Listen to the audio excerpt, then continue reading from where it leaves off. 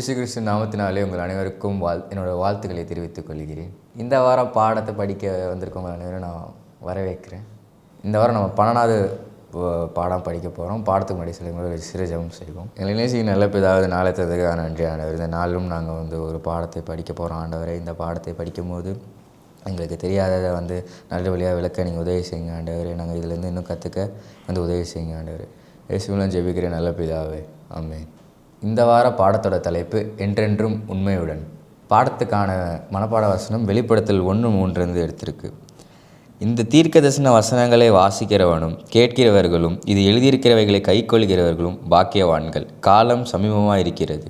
இந்த வார பாடத்தில் நம்ம பத்மோ தீவில் இயேசு கிறிஸ்து எப்படி வெளிப்பட்டார்னு நம்ம பார்ப்போம். இந்த பாடம் நம்ம எப்படி மீதமானவர்களை சந்திக்கிறோம் அப்படின்ற தெரிவிக்குது. இந்த உலகத்தோட சரித்திரத்தை நம்ம பார்க்கும்போது இந்த உலகத்தில் மீதமானவர்கள் இருக்கிறாங்கன்னு நம்ம பார்க்குறோம். நோவாவோட காலகட்டத்தில் பார்க்கும்போது நோவாவும் அவரோட குடும்பத்தினரும் அந்த வெள்ளத்துலேருந்து பாதுகாக்கப்பட்டு மனித குலத்தில் அந்த காலகட்டத்தில் மீதமானவர்கள் என்று நம்ம பார்க்குறோம். நேபுகாத் நேச்சரோட காலகட்டத்தில் பாபிலோன் சிறை காலகட்டத்திலையும் எருசலேம்லேருந்து அடிமையாக பிடிபட்டு வந்தவங்க பாபிலோன்லேருந்து விடுவிக்கப்பட்டப்போ அந்த கொஞ்சம் மீதமானவர்கள் தான் திருப்பியும் எருசலேமை கட்டுறதை நம்ம பார்க்குறோம். இன்றைக்கும் மீதமானவர்கள் என்று சொல்லப்படுற நம்மளை மாதிரி இதே மாதிரி பழைய ஏற்பாட்டிலையும் தேவனை பின் சொல்கிறவங்களும் நம்ம பார்க்குறோம். எந்த ஒரு காரணத்துக்காகவும் அவங்க யார்கிட்டையும் அடிபணிஞ்சு போகாமல் இருக்கிறது நம்ம பார்க்குறோம். பழைய ஏற்பாட்டு காலத்தில் முக்கியமாக இஸ்ரவேல் மக்கள் இந்த உலகபரமான காரியங்களில் மூழ்கி இருந்த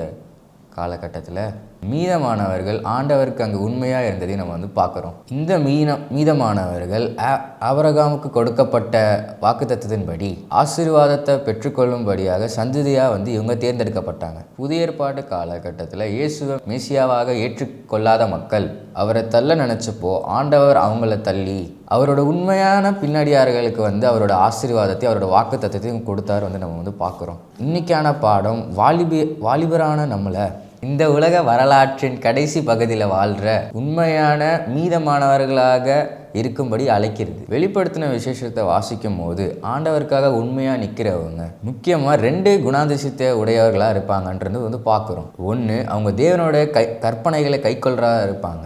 இன்னொன்று, அவர்கள் இயேசு பற்றிய சாட்சி உடையவர்களாக இருக்கிறவங்களையும் பார்க்குறோம். பேட்ரிக் என்ற ஒரு மனுஷன் அடிபட்டு காயப்பட்டு ஒரு கப்பலில் ஏற்றி செல்றதுக்காக காத்துட்டு இருந்தாங்க. அவரோட சுயநினைவு அவருக்கு திரும்ப வந்தப்போ அவர் அயர்லாண்டில் ஒரு இடத்துல அவரை விற்கிறதுக்குன்னு அவர் புரிந்து கொள்கிறாரு.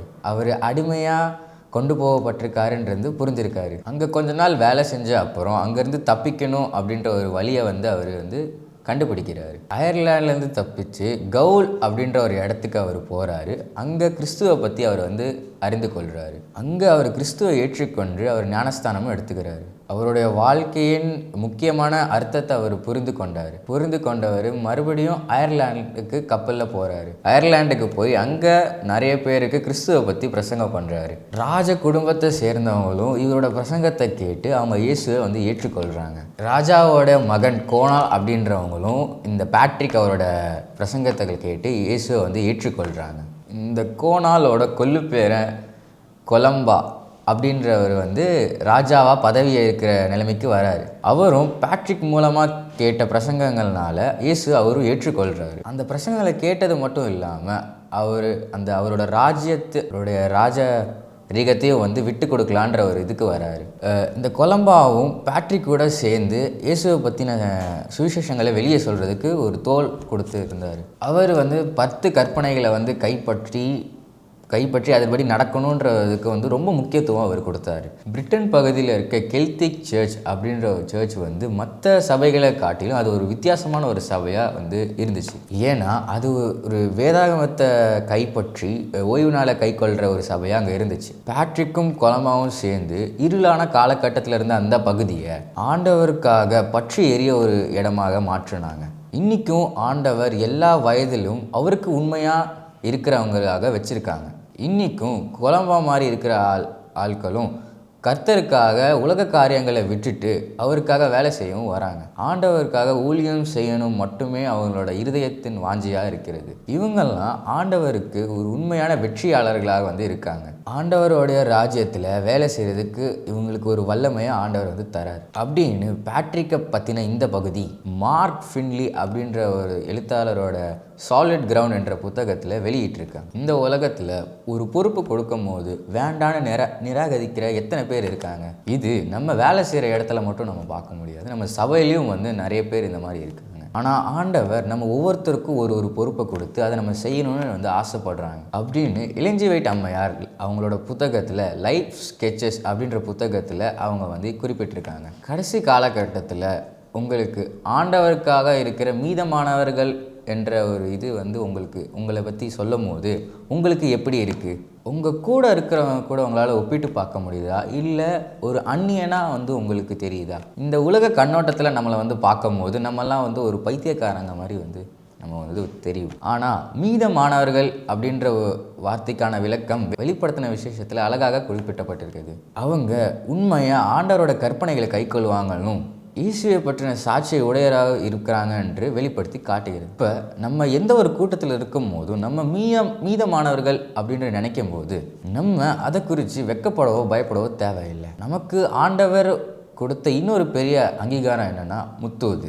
மீதமானவர்களாக இருக்கிற நம்மளோட வாழ்க்கையை இந்த முத்துவது படியாக நம்ம வாழ்க்கையை அமைச்சுக்கணும். ஆண்டவருடைய கட்டளைகளுக்கு கீழ்ப்படியாமல் வாழ்கிற மக்களுக்கு கண்டிப்பாக நியாய தீர்ப்பு இருக்குன்னு நமக்கு நல்லா தெரியும். பாபிலோனோட மிகப்பெரிய பாவம் என்னென்னா தன் நிறைவு. அதாவது என்கிட்ட எல்லாமே இருக்குது, என்னால் எல்லாமே முடியும் அப்படின்ற நினைக்கிற இப்படிப்பட்ட ஒரு எண்ணம் நம்மகிட்டையோ இல்லை நம்ம குடும்பத்திட்டையோ இல்லை நம்மளோட சபைக்கிட்டையோ நம்மளால் பார்க்க முடியுதா? அப்படி இருந்தால் அதை சுட்டி காட்டி அதுலேருந்து வெளியே வர்றதுக்கு ரொம்ப அவசியமாக இருக்குது. இந்த மீதமானவர்கள் அப்படின்ற ஒரு காரியம் நம்ம வேதாகமத்தில் ஆதியாகமத்திலிருந்து வெளிப்படுத்தின சுவிசேஷம் வரைக்கும் நம்ம பார்க்க முடியுது.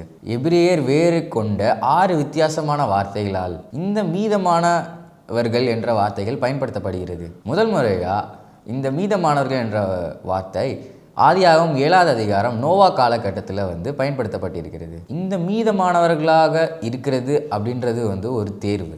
அது ஒரு பரம்பரையில் வந்ததாலோ இல்லை ஒரு திருமணத்தில் வந்ததாலோ இல்லை.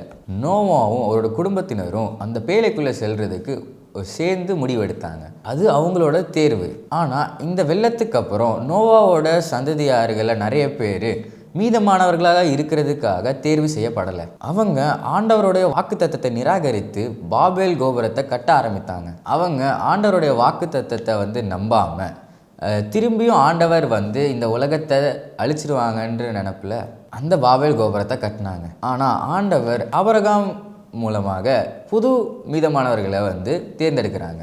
ஆண்டவருக்கு எதிராக வாழ்ந்துட்டு இருந்த இந்த உலகத்தில் ஆபிரகாம் ஆண்டவருக்காக ஒரு மீதமான குடும்பமாக நிற்க முடிவு பண்ணாங்க. ஆபிரகாமின் மகன் ஈசாக்கு அடுத்தபடியா யாக்கோபு, யோசேப்பு, இன்னும் இஸ்ரேலோட பிள்ளைகள் அப்படின்றதுல இந்த மீதமானவர்கள் இன்னும் தொடர்ந்துட்டு இருக்குன்னு பார்க்குறோம். பழைய ஏற்பாட்டு காலத்தில் ஆண்டவர் இந்த மீதமானவர்களை பத்திரப்படுத்தி பாதுகாத்துட்டு வந்ததை நம்ம பார்க்குறோம். இதை நம்ம ஏசாயா 11:11 வாசிக்கிறோம். அக்காலத்திலேயே ஆண்டவர் அசரியாவிலும் எகிப்திலும் பத்ரோஸிலும் எத்தியோப்பியாவிலும் பெர்சேயாவிலும் ஸ்னேயாரிலும் ஆமேதிலும் சமுத்திரத்தின் தீவுகளும் தம்முடைய ஜனத்தின் மீதியானவர்களை கொள்ள திரும்ப 2ஆம் விசை தமது கரத்தை நீட்டி ஜாதிகளுக்குள் ஒரு கொடியை ஏற்றி இஸ்ரவேலில் துரத்தப்பட்டவர்களை சேர்த்து யூதாவில் சிதறடிக்கப்பட்டவர்களை பூமியின் 4 திசைகளிலும் இருந்து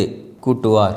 ஆண்டவர் அவரோட வாக்கு தத்தத்தில் உண்மையாக இருந்தார். மீதமானவர்களை திரும்பவும் எருசலேமுக்கு கூட்டிகிட்டு அவருடைய ஆலயத்தை திருப்பி கட்டுறாங்க. ஆனால் இந்த கூட்டம் சட்டத்திட்டத்துக்கு மேலே அவங்களோட முழு கவனத்தையும் வைத்து அதை ஒரு மதமாக மாற்றிட்டாங்க. இஸ்ரவேலர்களுக்கு கற்பனை கொடுக்கப்பட்டிருந்தாலும் கற்பனையை கொடுத்தவரை அவங்க மறந்துட்டாங்க. எந்த அளவுக்கு மறந்துட்டாங்கன்னா அவரே சிலுவையில் கொண்டு போய் அறையிற அளவுக்கு அவங்க மறந்துட்டாங்க. அடுத்தபடியாக இந்த புதிய மீதமான இஸ்ரவேலர்கள் அவருடைய வருகைக்காக காத்து கொண்டிருக்கிறாங்க. புதிய ஏற்பாட்டு காலத்தில் பவுல் ரோமர் 11:5 சொல்கிறாரு, அப்படி போல இக்காலத்திலேயும் கிருபையினாலே உண்டாகும் தெரிந்து கொள்ளுதலின்படி ஒரு பங்கு மீதியாக இருக்கிறது.